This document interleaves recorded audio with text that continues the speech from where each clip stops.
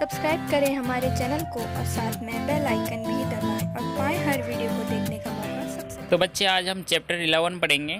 इसमें देयर का हम यूज़ पढ़ेंगे। तो सबसे पहले पढ़ेंगे देयर से आरंभ होने वाले सेंटेंसेस किसी स्थान या वस्तु की स्थिति को इंगित करते हैं। जैसे शहर में 4 हॉस्पिटल है, कमरे में 4 कुर्सी है, जंगल में शेर है, गांव में 2 डॉक्टर है। उपरोक्त सभी सेंटेंसेस स्थान व वस्तु की स्थिति को दर्शाते हैं। ऐसे सेंटेंसेस को देयर से स्टार्ट करते हैं, यानी कि कोई भी स्थान हो या कोई भी वस्तु हो उसकी सिचुएशन को बताया जाता है। जैसे कि हमारे स्कूल में 11 कमरे हैं, तो स्कूल की स्थिति बताई जा रही है कि उसमें 11 रूम्स है। ठीक है। जैसे बताया जा रहा है कि हमारे शहर में 5 हॉस्पिटल है, तो यहाँ पे शहर में हॉस्पिटलों की कंडीशन बताई जा रही है, स्थिति बताई जा रही है। ठीक है। तो ऐसे सेंटेंस को हम इंग्लिश में जब ट्रांसलेट करते हैं तो हम देयर से स्टार्ट करते हैं।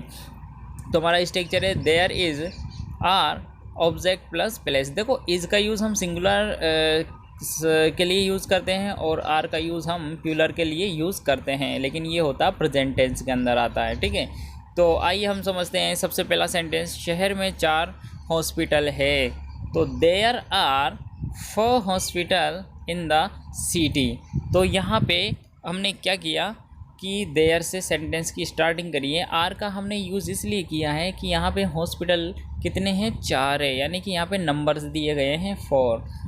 घर में 3 कमरे हैं, there are 3 rooms in the house, यानी घर में 3 कमरे हैं। तो हम इसके लिए हम क्या यूज़ करेंगे, there are 3 rooms in the house. कमरे में 4 कुर्सियाँ हैं। भाई, कमरे की स्थिति को दर्शाया जा रहा है कि कमरे में कितनी कुर्सियाँ हैं, 4 हैं। तो हम ऐसे सेंटेंस को भी देयर से स्टार्ट करेंगे, there are 4 chairs in the room. ठीक है। उसके बाद में आता है दुनिया में 5 महाद्वीप हैं, there are 5 continents in the world. मेरे घर के पास एक बगीचा है, तो हम क्या यूज़ करेंगे, there is a garden nearby my house, यानी कि देयर इज़ ए गार्डन, एक बगीचा है, नियर बाय यानी पास में, माई हाउस मेरे घर के पास में एक बगीचा है।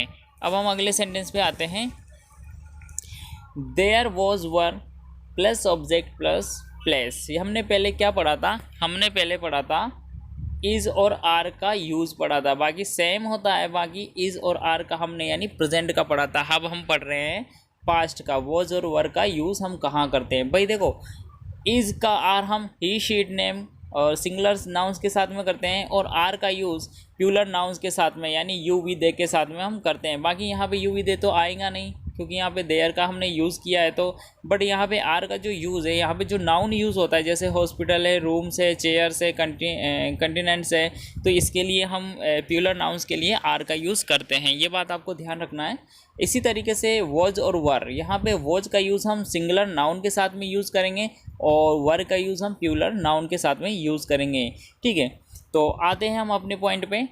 पेड़ के नीचे भूत था, कहते हैं ना, और एक पेड़ के नीचे एक भूत था, तो इसको इंग्लिश में क्या ट्रांसलेट करेंगे, भाई पेड़ के नीचे एक भूत था। तो यहाँ पे पेड़ की स्थिति बताई जा रही है कि पेड़ के नीचे कोई भूत था, तो देयर वॉज यानी था, इसमें पीछे क्या आ रहा है, था, यानी पास्ट में चला गया, तो वॉज का यूज़ हम करेंगे सिंगुलर का।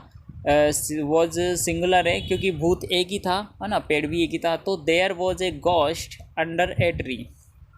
अच्छा, एक बात का और विशेष ध्यान रखना है आपको, जो आपका जो सिंगुलर वर्ब यूज करते हो आप, ये हेल्पिंग वर्ब जो आप सिंगुलर यूज़ करते हो वॉज का यूज़, तो इसका इफ़ेक्ट कौन से नाउन के साथ पड़ेगा, कि जो प्लूरल होता है उसका कौन सा नाउन के इफ़ेक्ट पड़ेगा। तो जो हेल्पिंग वर्ब के आगे जो नाउन आता है, जस्ट ये नाउन अगर सिंगुलर है तो ये वर्ब भी सिंगुलर आएगी, अगर ये नाउन प्लूरल है तो ये भी प्लूरल आएगा। ये इस वाले नाउन से इसको कोई इफेक्ट नहीं पड़ता। इस बात का विशेष ध्यान रखना है आप लोगों को। अगला सेंटेंस है हमारा, बगीचे में कुछ लोग थे। क्या कह रहा है, बगीचे में कुछ लोग थे, तो there were some people in the garden. देखो, बगीचा तो एक ही है, बट कुछ पीपल, कुछ लोग थे, तो लोग क्या है, प्लूरल में आ गए, तो हम वर का यूज़ कर रहे हैं यहाँ पे, तो there were some people in the garden. देखो पीपल शब्द में हम एस या ईएस नहीं लगाएंगे बिकॉज क्योंकि पीपल ऑलरेडी अपने आप में प्लूरल वर्ड कहलाता है। प्राचीन भारत में कई साम्राज्य थे। क्या है हमारा अगला सेंटेंस? प्राचीन भारत में कई साम्राज्य थे, यानी कि जो एंशियंट इंडिया के बारे में यहाँ पे बताया जा रहा है कि यहाँ पे कई साम्राज्य थे। तो इसकी इंग्लिश बनाएंगे there were many kingdom in ancient India. In ancient India means प्राचीन भारत में, मैनी किंगडम मीन्स कई साम्राज्य, देयर वर मीन्स थे। पर्स में कोई पैसा नहीं था, there was not any money in the purse.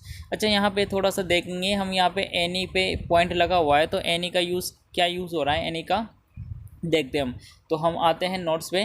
Note क्या है यहाँ? देयर वाले वाक्यों में एनी का प्रयोग नेगेटिव सेंटेंसेस में नोट के बाद होता है, यानी कि अगर सेंटेंस नेगेटिव बना रहे हैं और उसमें एनी का यूज़ हमें करना है तो वो जस्ट नोट के बाद में ही एनी का यूज़ होता है। तो पर्स में कोई पैसा नहीं था, यानी पर्स एक क्या है? वस्तु है और उसकी कंडीशन बताई जा रही है कि उसमें कोई पैसा नहीं था। तो ऐसे सेंटेंस को हम देयर से स्टार्ट करेंगे और हेल्पिंग वर्ब क्या आएगी? पास्ट के लिए हम वॉज यूज़ करते हैं। तो there was not any money, बिल्कुल भी पैसा नहीं था इन द पर्स में। अलमारी में कोई अंग्रेजी की पुस्तक नहीं थी, there was not any English book in the shelf. अलमारी में कोई भी बुक इंग्लिश की नहीं थी। ठीक है बच्चों, आगे आते हैं हम अपने सेंटेंस के इंटरगेटिव वाले सेंटेंस में। तो आपने देखा होगा कि अभी हम अफर्मेटिव और नेगेटिव सेंटेंस देख चुके हैं। अब इंटरगेटिव सेंटेंस किस टाइप के बनाए जाते हैं। देखो यहाँ पे वॉज और वर का मैंने यूज़ किया है, तो यहाँ पे समझ लेना ये पास्ट का इंटरगेटिव है। अब यहाँ पे इज़ और आर का यूज़ भी आप समझ सकते हो। हम इज़ और आर का यूज़ भी हम यहाँ पढ़ेंगे, यानी इज़ और आर जो होता है आपका प्रेजेंट टेंस का इंटरगेटिव बनता है, और वॉज वर का आपका बनेगा कौन सा टेंस का? वॉज वर का बनेगा आपका पास्ट टेंस का, है ना। वॉज का हम सिंगुलर के लिए यूज़ करते हैं और वर का हम प्लूरल के लिए यूज़ करते हैं। इज़ का हम सिंगुलर के लिए यूज़ करते हैं और आर का हम प्लूरल के लिए यूज़ करते हैं। तो चलो हम पढ़ते हैं। क्या गार्डन में कोई नीम का पेड़ था? तो यहाँ पे गार्डन की कंडीशन बताई जा रही है कि वहाँ पे कोई नीम का पेड़ था, तो पास्ट में चला गया, तो पास्ट के लिए हम वॉज का यूज़ करेंगे। तो क्या से स्टार्ट हो रहा है सेंटेंस, और जो सेंटेंस क्या से स्टार्ट होता है, यानी कि जिस वर्ड से स्टार्ट होता है क्वेश्चन, उसी का हम स्टार्टिंग करेंगे। तो हेल्पिंग वर्ब से स्टार्ट करेंगे। Was there any margosa tree in the garden? क्या गार्डन में कोई नीम का पेड़ था? नीम के पेड़ को मार्गोसा बोला जाता है। क्या जंगल में कोई टाइगर था?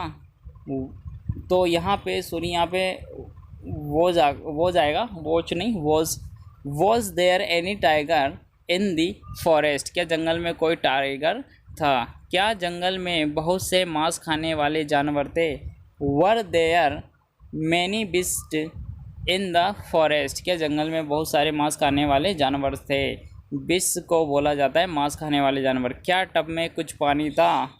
अब यहाँ पे क्या टब में कुछ पानी है? यहाँ पे पीछे है आ रहा है, यानी कि इसमें प्रेजेंट टेंस यानी इज आर का यूज़ करेंगे। तो यहाँ पे टब सिंगुलर वर्ड है, तो इसके लिए हम इज यूज़ करेंगे। Is there some water in the tub? क्या जग में थोड़ा दूध है?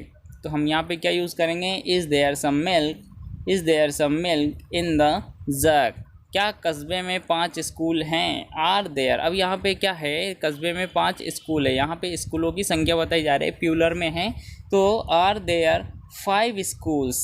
तो यहाँ पे 5 स्कूल्स है, इस कारण से यहाँ पे हम इसको प्लूरल को आर से स्टार्ट कर रहे हैं, इन द टाउन। ठीक है, इस तरीके से बच्चों हम सेंटेंस क्रिएट करते हैं। देयर से स्टार्ट होने वाले सेंटेंस जो होते हैं, हम इनको 2 तरीके से बनाते हैं। एक तो प्रेजेंट में बनाते हैं इज़ और आर का यूज़ करके, है ना। एम का तो हम कैसा यूज़ कर ही नहीं सकते, क्योंकि एम का यूज़ ओनली आई के साथ होता है, नॉट देयर के साथ। और फिर उसके बाद में हम वॉज और वर का यूज़ पास्ट टेंस के लिए करते हैं। वॉज का यूज़ सिंगुलर नाउन्स के साथ में, और वर का यूज़ हम प्लूरल नाउन के साथ में यूज़ करते हैं। बच्चों, ये तो हमारा एक ही चैप्टर था। इस तरीके से और भी बहुत सारे चैप्टरों में अलग अलग वीडियोज़ में बना चुका हूँ। सो मेरी और भी वीडियो देखने के लिए मेरे यूट्यूब चैनल पे जाइए, उसमें सारी स्टेप बाय स्टेप आपको वीडियोस मिल जाएंगी। और आप चैप्टर 1 से यानी अपनी बेसिक से स्पीकिंग को स्टार्ट कीजिए। पहले आप टेंस को समझिए, तभी आप बाकी के सारे जो सेंटेंसेस हैं उनको क्रिएट कर पाओगे, स्पीकिंग वर्ड्स को यूज़ पर कर पाओगे सही तरीके से। क्योंकि जो ये स्पीकिंग सेंटेंस मैं आपको बना के दे रहा हूँ, ये ग्रामेटिकल तौर पे भी बिल्कुल एक्यूरेट यानी करेक्ट हैं। आपको कोई भी ग्रामेटिकल पोर्शन में भी गलत नहीं करेगा। तो आप बने रहिए हमारे यूट्यूब चैनल पे और इसी तरीके से नई नई हमारी वीडियोस देखिए और इंग्लिश सीखिए। Thank you.